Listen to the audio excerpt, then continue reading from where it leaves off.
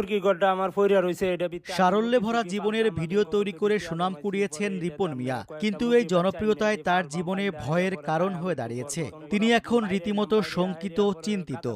তো দেহি বেশি নাই। রিপন মিয়ার বাড়ি নেত্রকোনায়। সেখানেই 13 অক্টোবর সাংবাদিক পরিচয়ে কয়েকজন সাক্ষাৎকার নিতে গিয়েছিলেন। তাদের সবার বিরুদ্ধে পরিবারের গোপনীয়তা লঙ্ঘনের অভিযোগ করেছেন রিপন মিয়া। সেই ঘটনা সামাজিক যোগাযোগ মাধ্যমে প্রকাশ করেছেন তিনি। এটাই বাস্তব। রিপন মিয়া জানান, 9 বছরের চেষ্টায় আজকের এই অবস্থানে এসেছেন তিনি।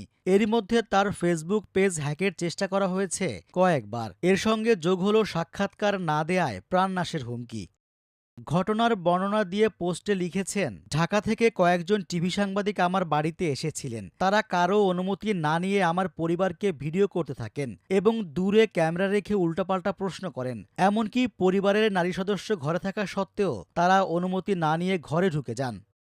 রিপন মিয়া সরলভাবেই স্বীকার করেন, তিনিও তার পরিবারের কোনো সদস্যই শিক্ষিত নন। কখনোই তারা মিডিয়ার মুখোমুখি হননি।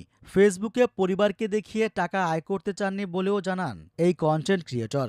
রিপন লিখেছেন, টিভি চ্যানেলের নাম চাইলেই আমি প্রকাশ করতে পারতাম, তবে কাউকে ছোট করার উদ্দেশ্য কখনোই আমার ছিল না। এই ঘৃণ্য কাজ যারা করেছেন তারা নিজেদের বিবেককে প্রশ্ন করুন। এভাবে টাকা আয় করে নিজের পরিবার ও সন্তানদের খাওয়াতে যদি আপনাদের বিবেক না জাগে, তাহলে আমারও আর কিছু বলার নেই। সবাই ভালো থাকবেন, আমার জন্য দোয়া রাখবেন। বন্ধু তুমি একা হলে আমায় দিও ডাক। নেটিজেনরা রিপন মিয়ার এই পোস্ট শেয়ার করে এমন কাজের নিন্দা জানিয়েছেন। I love you.